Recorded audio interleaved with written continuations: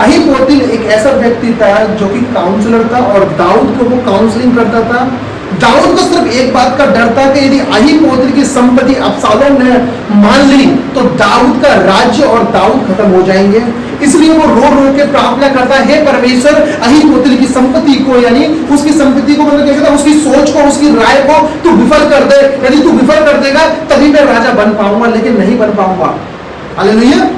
तो अहीतोपेल बाबा अबशालोम क्या कर रहा है, उसे मारने के लिए प्लानिंग कर रहा है, दाऊद को मारने के लिए, यानी उस परमेश्वर के दास को उसका ही बेटा मारने की प्लानिंग कर रहा है। और अहीतोपेल एक ऐसा व्यक्ति था जो क्या कहते हैं, बैतशबा का कजन लगता था।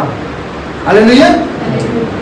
बैतशबा का वो कजन लगता था। जब दाऊद ने जब पाप किया, वो पाप जो उसको करना नहीं चाहिए था वो कर दिया, अहीतोपेल उसके खिलाफ हो गया, परमेश्वर के खिलाफ हो गया। ध्यान रखना, अहीतोपेल का नाम मैं क्यों ले रहा हूं कि अहीतोपेल ग्रेटेस्ट काउंसलर था दाऊद की उसमें। और यहां पर मैंने ये इसलिए लिखा है कि कौन सी बातों की अहीतोपेल ने आज्ञा अपने खानदान को दी थी।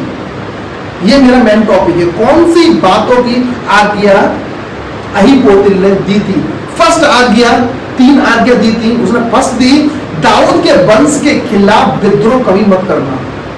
अपने बेटे को, अपने घराने को ये बात बोली कि दाऊद के घराने के, यानी दाऊद के वंश के खिलाफ एक बात भी, यानी उसका विरोध भी मत करना, क्योंकि पवित्र परमेश्वर तब भी उन्हें अनुग्रह देता है जब वो पाप कर देते हैं। बैतशबा के मामले में इतना गलत काम कर दिया दाऊद ने, मतलब उसके पति को मरवा दिया, तलवार से मरवा दिया जानबूझ के, लेकिन फिर भी परमेश्वर ने दाऊद पर अपनी कृपा दृष्टि बनाए रखी।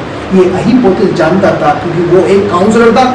वो ऐसा नहीं था कि वो इजराइल में सबसे बड़ा माना जाता था अहीतोपेल। उसने अपने बेटे को दी, कौन सी, दाऊद के वंश के खिलाफ कभी विद्रोह मत करना। एक एजुकेटेड व्यक्ति, एक लॉयर व्यक्ति जो काउंसलर है, उसको मैं और भी तारीफ कर सकूं अहीतोपेल की उतना ही करेंगे। जब तुम पढ़ोगे पता चलेगा अहीतोपेल है कौन था। वो बात क्या कह रहा है कि बेटा ध्यान रखना, कभी भी दाऊद के वंश को कभी भी गाली मत देना, कभी उसके विरोध में खड़े मत हो जाना, नहीं तो तुम क्या कहता सत्यानाश हो जाएगा। क्योंकि अहीतोपेल एक ऐसा था कि जिसने जो वर्ड बोल दिए वहां पर परमेश्वर की लाइन बन गई, उसे कोई काट भी नहीं सकता था। अहीतोपेल इससे समझ गया कि मैं फांसी लगाने के लिए जाऊंगा, क्योंकि परमेश्वर उसके साथ है। पाप भी कर देगा इसका वंश तो भी परमेश्वर इस पर अनुग्रह करेगा।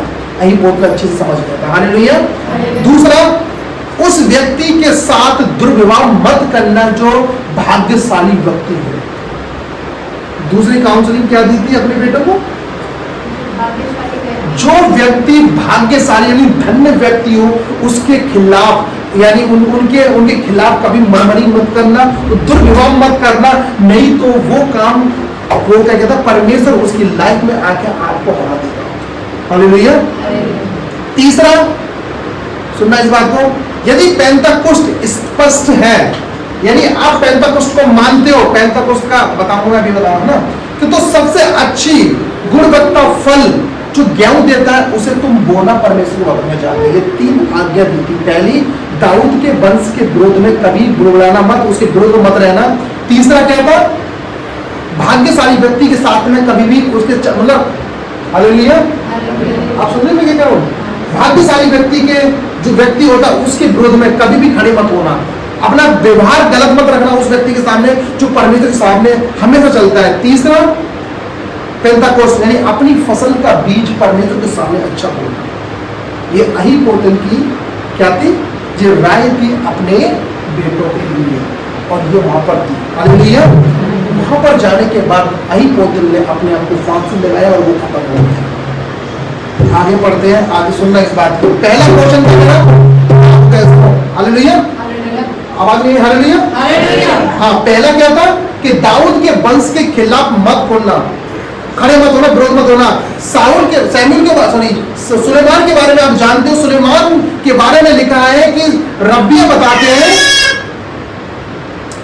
बताते हैं, मिस्ना में लिखा है, ऋषि चाहते थे कि सुलेमान आने वाले संसार में कोई हिस्सा नहीं मिलेगा। सुनो इस बात को, सुलेमान को आने वाले संसार में कोई हिस्सा नहीं मिलेगा। ये मिस्ना के रब्बी सिखाते हैं, और ऊपर से आवाज आती है कि बस बंद कर दे क्योंकि सुलेमान मेरा चुना हुआ है। हालेलुया। लेकिन उन रब्बियों ने क्या करा, नहीं माने, दोबारा सिखाना स्टार्ट किया, परमेश्वर की आग उनके बीच में गिरती है और उनको वसम कर देती है। ये हकीकत बता रहा हूं मैं आपको कोई ऐसे स्टोरीज वो नहीं बता रहा हूं मैं आपको। हालेलुया। क्योंकि अहीतोपेल ने क्या बोला था, दाऊद के वंश के विरुद्ध में खड़े मत होना। तो यह सुलेमान को जब क्या कहते हैं, जब उसका पतन हुआ था, जब उसने बहुत सारी बीवियां रख ली थी, तब उसने मंदिर बनवाए थे, जब उसने क्या कहते हैं, जब वहां की जो देवता को पूजने लगा था, उस टाइम पर रब्बी सिखाने लगे थे कि सुलेमान को क्यों नेगेटिव दिया जाए, क्योंकि सुलेमान ने वो काम किया, परमेश्वर के विरुद्ध को पाप किया, इसलिए सुलेमान आने वाले संसार में उसका कोई हिस्सा नहीं होगा। लेकिन इस बात से परमेश्वर नाराज हुआ, ऊपर से आग गिरी और उनको भस्म कर दिया। इसलिए परमेश्वर वचन भजन संहिता 105 उसका 15 में कहता है, मेरे अभिषेक को मत छुओ। हालेलुया। दाऊद में भी लिखा है, सैमुएल में भी लिखा है कि मेरे अभिषेक को मत छुओ। और वही बात सैमुएल की लिखी गई थी कि तुम कौन हो जो मेरे अभिषेक के बारे में ऐसा कह रहे हो। हालेलुया। क्योंकि वो सैमुएल क्या कर रहा है, सॉरी सुलेमान स्त्रियों के चक्कर में आके उसने वो स्त्रियां ब्याह ली जो सही नहीं थी, उसने वो काम करने स्टार्ट कर दिया वो सही नहीं थी। तो इसलिए परमेश्वर वचन कहता है कि दाऊद के वंश के खिलाफ कोई भी बात नहीं चलेगी। और यहां पर रब्बिया क्या कहता है, और दाऊद के वंश के खिलाफ भी रब्बिया क्या सोच रहे हैं कि आने वाले संसार में ये जगह ना मिलेगी। अब ये बात बहुत बुरी परमेश्वर को लगी और परमेश्वर ने क्या करा, इसको वहीं पर आग गिरी, रियल में आग गिरी और उनको भस्म कर दिया। मिस्रा में लिखा हुआ है, तलमुद का एक हिस्सा है उसमें, जो जिसको मिस्रा बोलते हैं, और मिस्रा पुराना ग्रंथ है यहूदी का, और वहां पर लिखी गई। हालेलुया। सेकेंडली बता, भाग्यशाली व्यक्ति, जो व्यक्ति, भाग्यशाली का मतलब धन्य, यानी जो व्यक्ति एक विश्वासी व्यक्ति, यानी मसीह पर जो विश्वास करता है, धन्य है वह जो परमेश्वर पर विश्वास करता है, यानी जो प्रभु यीशु मसीह पर विश्वास करता है, यानी भाग्यशाली है। यदि परमेश्वर को फॉलो करो, यदि यीशु मसीह को सब कुछ समझते हो, यदि कोई आपके विरोध में बोलेगा तो सोच लो कि परमेश्वर की लड़ाई है, आपकी लड़ाई नहीं है। हालेलुया। या दूसरा क्या था, उस व्यक्ति को जो रॉन्ग नहीं करना चाहिए, जो पहले से ही धन हो, ब्लेस्ड हो, भविष्य भाग्यशाली हो। हालेलुया।